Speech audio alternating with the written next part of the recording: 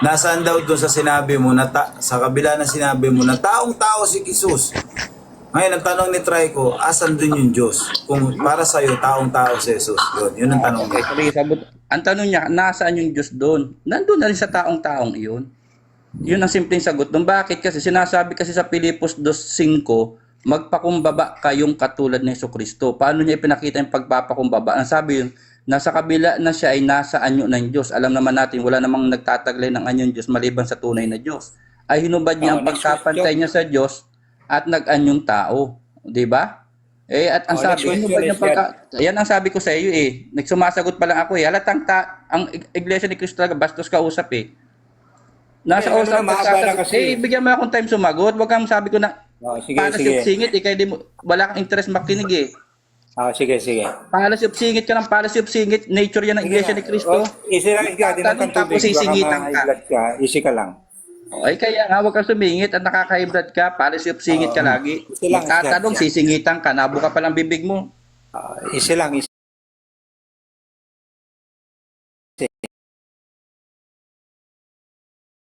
Sarili mo. Sumagot ka na, hindi. Next question na ako. Okay na yun. Hindi nga, ang sasagot ako, hindi question pa ako ko, nasagot Isgad, ng maayos. Magne-next question ka pa. nasagot mo na yun, na nandun nga Hindi sa pa.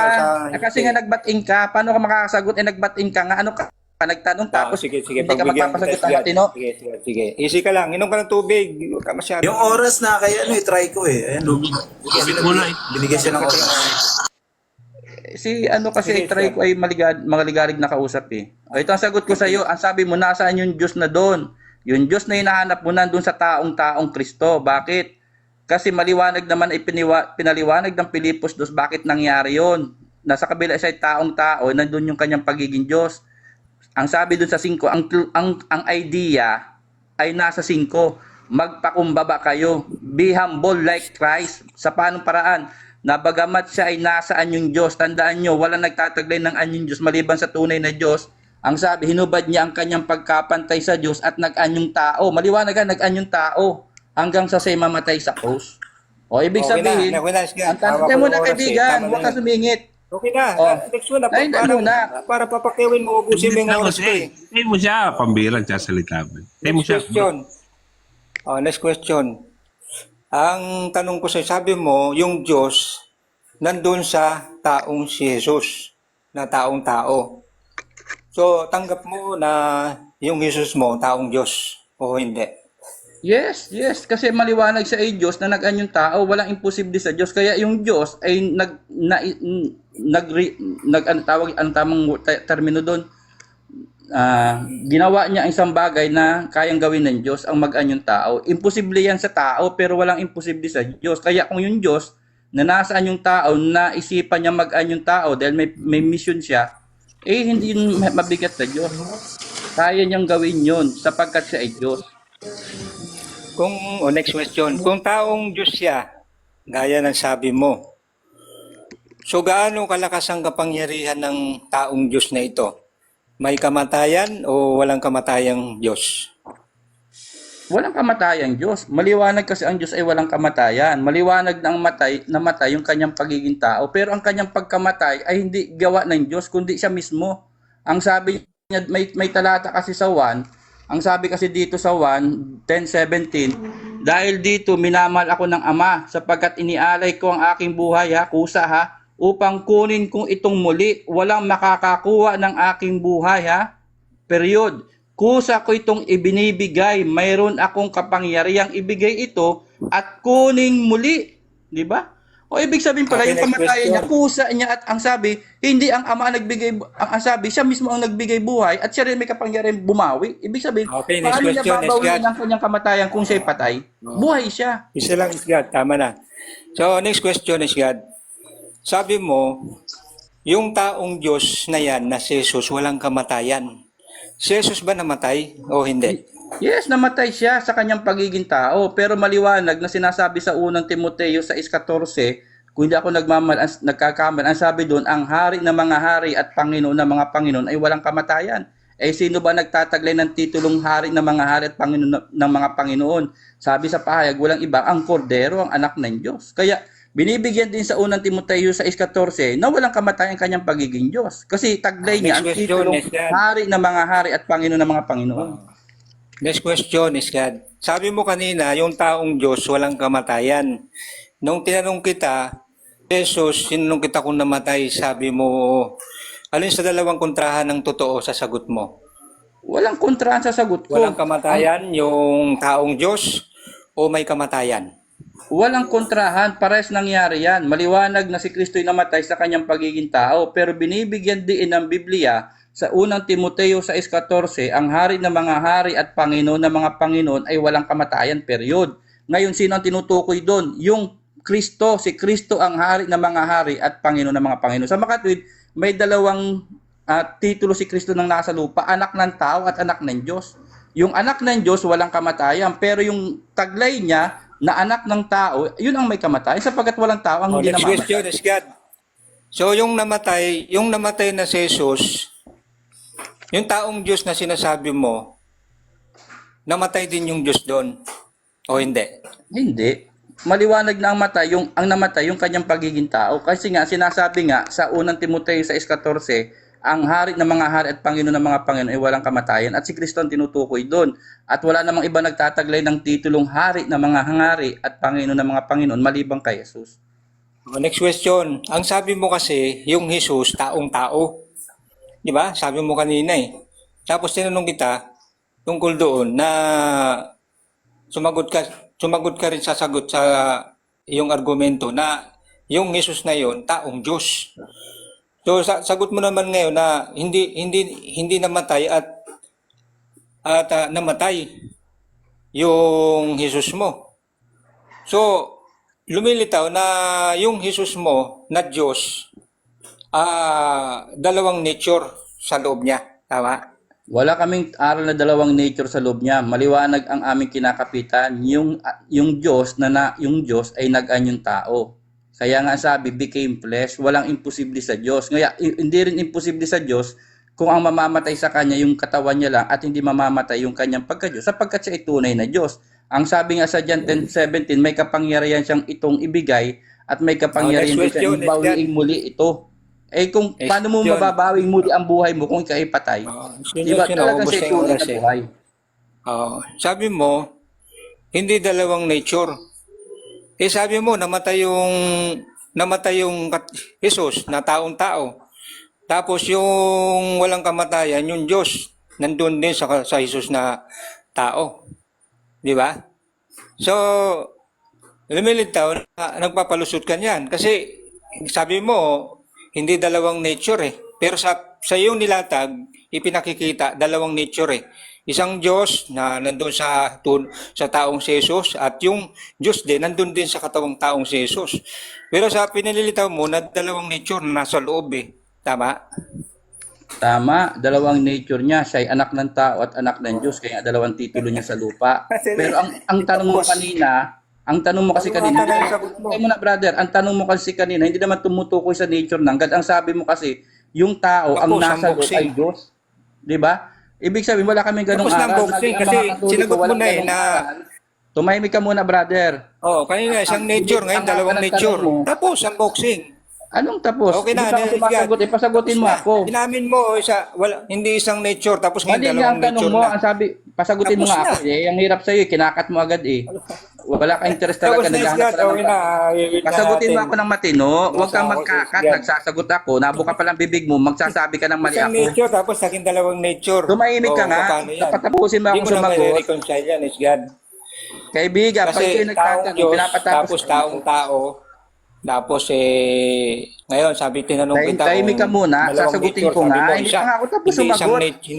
Hindi dalawang nature. Tahimik tinanong mo na naman kita, hindi lumilitaw, pa ako dalawang nature na naman. nagbating ka na agad. Pwede makatweet, Kinakat mo kontrahan na na. agad yung sagot ko. Yan, Sabi Isgan. ni Soriano, pag may kontra-kontra, may sira ulo nun. Eh, brother, nagtatanong ka tapos sasapawan man tanong ko, hindi pa ako sagot ng Lumalabas paliwanag. na, kontrahan na nga. Wala na Wala isgat. kang kontrahan kasi nga hindi pa ako sagot tapos sumagot. May diferensya na yung isip yan ang mo. tinatawag mo, yan ang gawain ng mga talo sa Kontrahan. debate. Talo sa Totoo yan, argumentuhan. Kasi Hindi yung sagot mo, magot ka kasi, isang nature lang. doon sa taong Diyos. Eh ngayon, nung tinanong kita, lumilitaw, sagot mo, dalawang nature.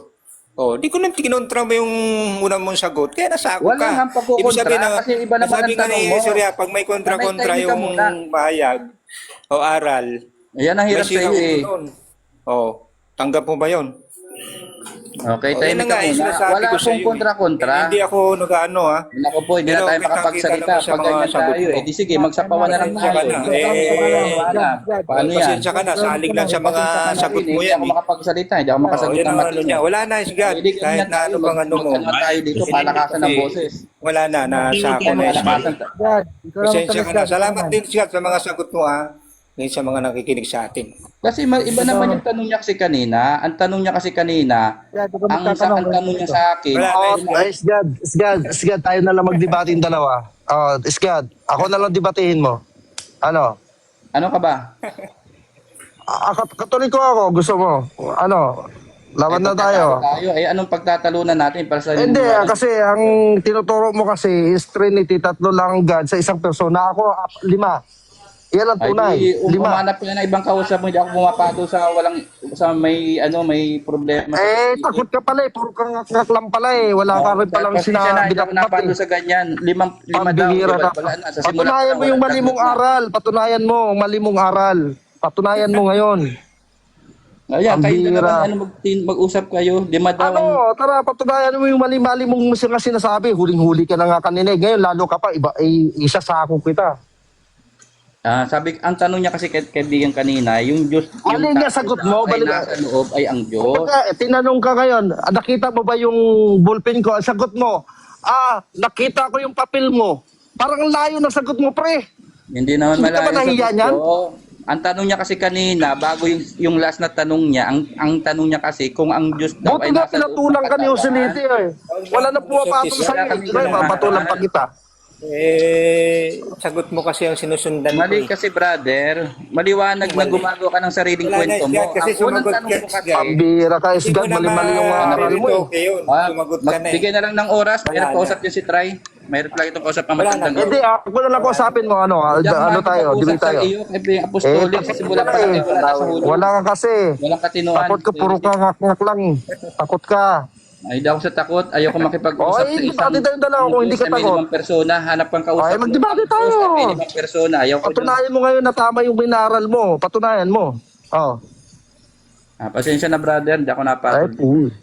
Hanap wala ka ibang pala eh. kausap mo, hindi ako papatol sa isang Diyos na may limang Eh, persona. mas lalo ka. Wala ka. Buti nga, pinatulang ka na lang ni Joselito, ni Trico eh. Ayan, kausapin mo Kasi si wala Try. nang nagpapatol Baka siya sa'yo gusto. eh. Dahil yung aral mo, DC-DC, ECDC, kumbaga, iba sa hapon, iba sa umaga. Ano ba yun talaga? ang ANC. Sariling Pambihira ka talaga, Yan oh. ang ginagawa talaga sa akin ng mga tao dito. Paninirang Hindi, Sigad. Kilala ka ng karamihan dito. Kilala ka ng karamihan dito, Sigad. Kaya tayo na lang magdebate kung gusto mo. Pasensya na, INC ka. Pasensya na. Huwag mo nang ipilit, Isgad. Talagang Huwag mo na ano ipilit eh. na ikay katoliko, INC ka. Patutunayan ko kasi gusto mo. Sinong peke sa ating dalawa? Papakilala ka kung katoliko, peke kang katoliko. Ganun talaga ang INC, nagkukunwaring katoliko. Pasensya na. Oo, tingnan mo. Iba naman ang religion, di ka naman katoliko. Nag-merge ka pa sa katoliko. Ay, nako, Isgad. Ano ba yan? Ikaw isang INC naman, Gaya-gaya nagpapakilala ka ng lang. katoliko. Gaya-gaya ka lang sa aral ng Evaluate mo lang katoliko. sa ano ni Isgad. Hindi niya naintindihan yung mga Hindi, pinagsasabi niya. Ay nga, hindi na naintindihan. Maliwanag ang tanong niya, ang argumento niya sa kanina, Ano, kung naniniwala ikaw na mismo yung Isgad, Diyos ay naguguluhan yung ka. tao ay Hindi nasa mo alam loob ang kung saan Diyos. Sabi ko wala kami ganung kukunin aral. yung argumento mo. Tapos puputulin, hindi pa tapos magpaliwanag, puputulin. Isgad, naintindihan ko naman yung aral mong mali. Naintindihan ko Kasi yung aral mong mali. dapat naging maingat ka sa sagot mo. Tahimik muna tayo, tahimik muna. Oo. Salis mo, ano muna ako. Taong Diyos, tapos isang nature. Oh, iyak na yan. Iyak yan. Iyak na yan. Dalawang nature. O, kontrahan na. Di ba? Oo, sinabi Kaya niya. sabi ko sa'yo, Isgad, yung galong aral mo, hanggat maaari, sana, hanggat buhay ka pa, iwan mo na yan.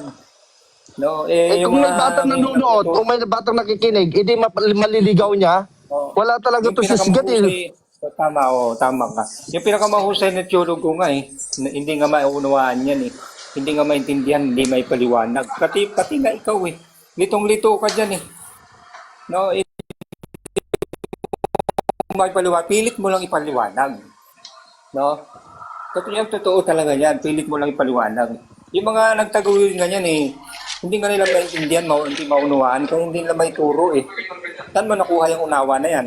Sarili mo lang. Di ba? Sino nagturo sa iyo yan? Di ba wala? Sarili mong unawa. Paano may tuturo ng mga pinakamahuhusay na teologo? Wala nga silang unawang makuha dyan. Dahil hindi nila naiintindihan. Kaya nakikita mo, hindi mo alam kung saan mo kukunin yung mga sagot mo. Doon lang naman kita sinusundan sa mga sagot mo. Oo. Kaya,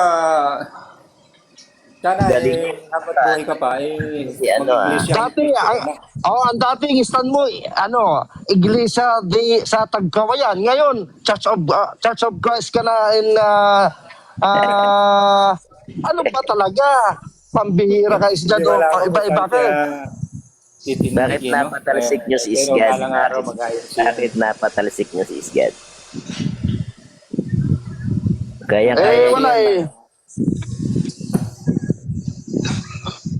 Kasi gulong-gulo siya Akita ko gulong-gulo siya Sabi ni Isgad, yung may sagot pa yung bang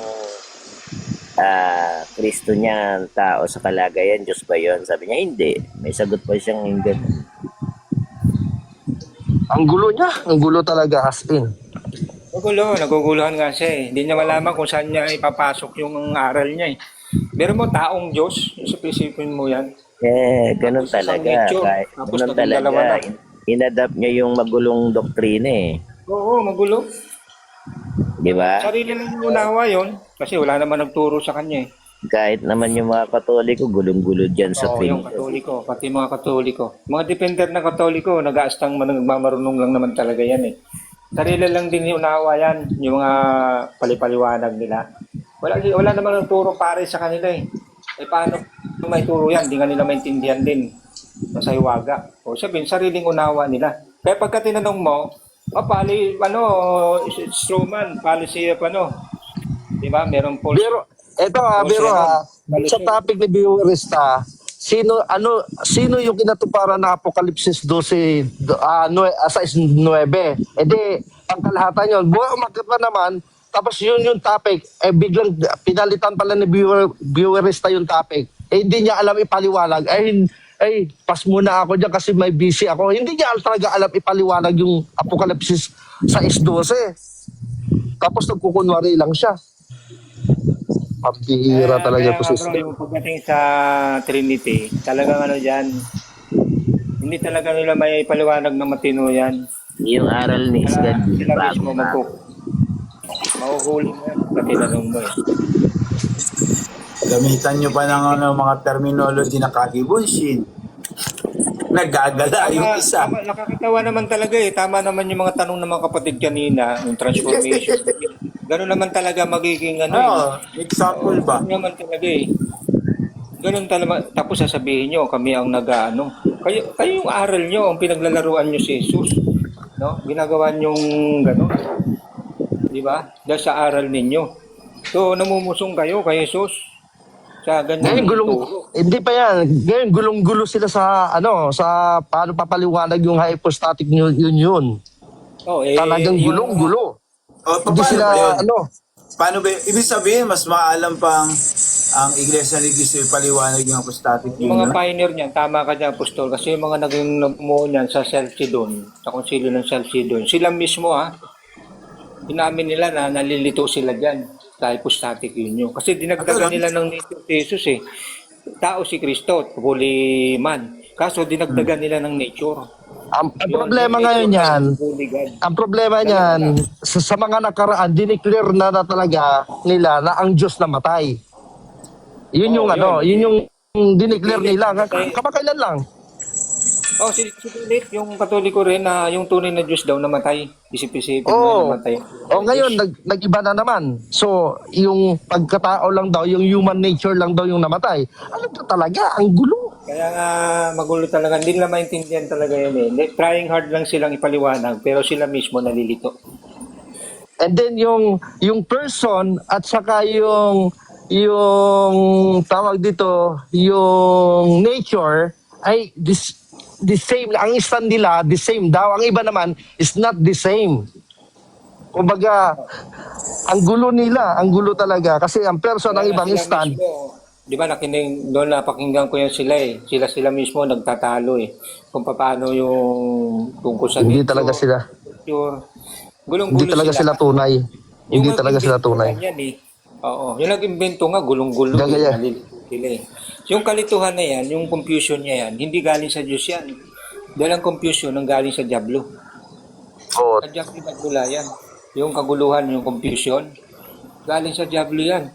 Kaya yung aral na Trinity, dual nature, aral ng Diablo yan. Kasi confusing yan eh.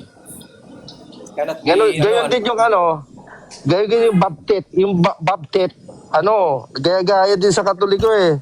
Hindi naman nila kayang gayahin. Pambira itong mga baptit to.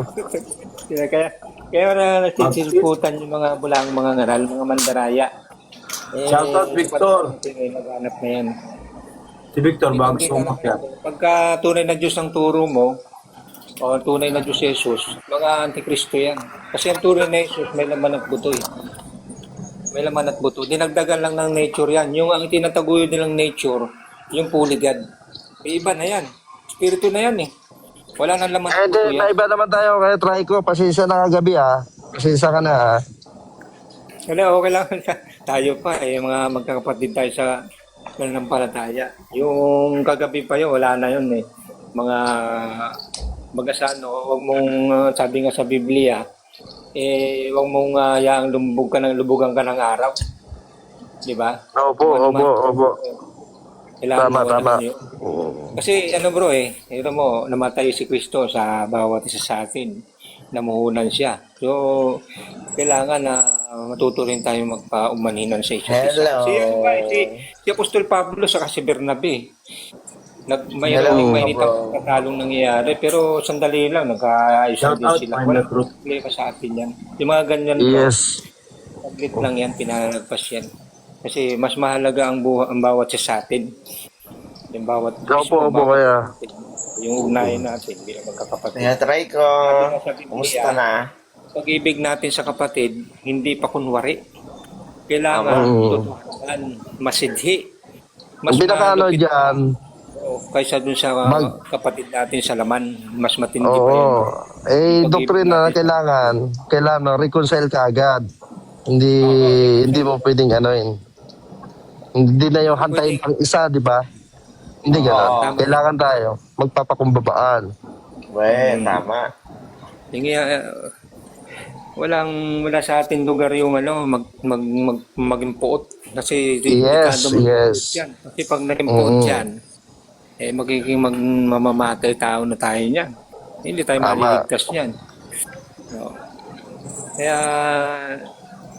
sa Panginoong Diyos tayo kasi talagang kumakapit eh. Ibigin mo yung kapwa, gaya ng iyong sarili. Yung kapatid, kapwa natin yan eh. Ibigin mo yung kapwa, gaya ng iyong sarili. Kung iniibig mo yung sarili mo, ibigin mo rin yung kapwa. Kung di mo sinasaktan yung kapatid mo, yung sarili mo, hindi mo rin dapat saktan yung kapatid mo. Kung nasaktan man, o nagkasakit, hingin ng tawad. Kasi mahirap yung magkakagatan eh. Magkakaubusan kayo, sabi ni Apostol Pablo. Pag nagkakagatan, magkakaubusan. Kailangan lang Nabubuklod tayo sa pag-ibig. Kung walang pag-ibig kasi, walang pagkakaisa. Tama. May pagkakaisa dahil may pag-ibig sa isa't isa. Yan. pagka na-found out na may talagang kailangan agad-agad humingi ng umanhin. Ang baba. Pas na ngayon. Pas na umiiran na agad ng pag-ibig. Tinatakpan agad yan eh. Pag-ibig agad. Namamayani agad. Doktrina talaga isa ng alang. Doktrina talaga isa ng. So, hindi siya nag-a-apply sa mga MCGI kasi nagtatalo-talo. Ang tunay na isang tanda kasi ng mga alagad ni Kristo, yung pag-ibig sa isa't isa. Yan ang isa sa So, tanda ng mga Kristiyano. sa MCGI, hindi applicable yun. Mamalakol pa nga doon sa loob. Di ba? Yun nga isipin mo, papalakulin. nananalangin yun eh. Ibig sabihin, nasa loob mismo ng convention. Wala sa loob nga. Wala man lang umawat o yung parang nagbabantay doon na ano, hinayaan lang ng palakulin. Hindi sabi nakapasok kung may dalang palakol. Oo, kapatid din. Oh, tiwala. No? Saan mo dadalhin yan palakol? Dapat sinita yun eh. Oo, kasi may dala siyang bag. Tapos, Oh, yun ang ano ron eh. Dapat doon. Ba't dadalhin mo yung palakol sa loob? Dapat doon. nung in-interview yung namalakol, meron daw nagsasabi sa kanya, palakulin niya daw eh. Ah, ganon. Ibig sabihin may ano na. Dapat doon yung pinigilan Bayad na. doon sa, ano, sa balita. Alam mo bro, sa atin kung may ganon, hindi pwede papasok yung ganon. Ay, hindi, wala bawal yung may bag eh. Pag samba, automatic, dapat wala kang dala. Tsaka chinecheck yun. Ano yun eh, mga ano, dangerous yung ano yun. Mapanganib na kasangkapan, dadalhin mo sa loob. No? Dapat talaga iwan. Iwan yun. Kaso walang bantay siguro eh, no? Yun ang masaklap. Nakita ko nga yung video eh. Ay. Maiksi lang siya pero nakita ko biglang pumasok, biglang umano. Grabe talaga. Hindi ako yung mga ganong sitwasyon. Pero gano'n sa kapatiran ng iglesia, walang gano'n. Walang history ganun, wala akong ano eh. Wala akong nakitang ganun. Kaya talagang may kaayusan eh. Ang may kaayusan, ang Diyos kasi, Diyos ng kaayusan. Ang confusion, kaguluhan. May 5 na ibon, binaril yung isa. Ilan na natira?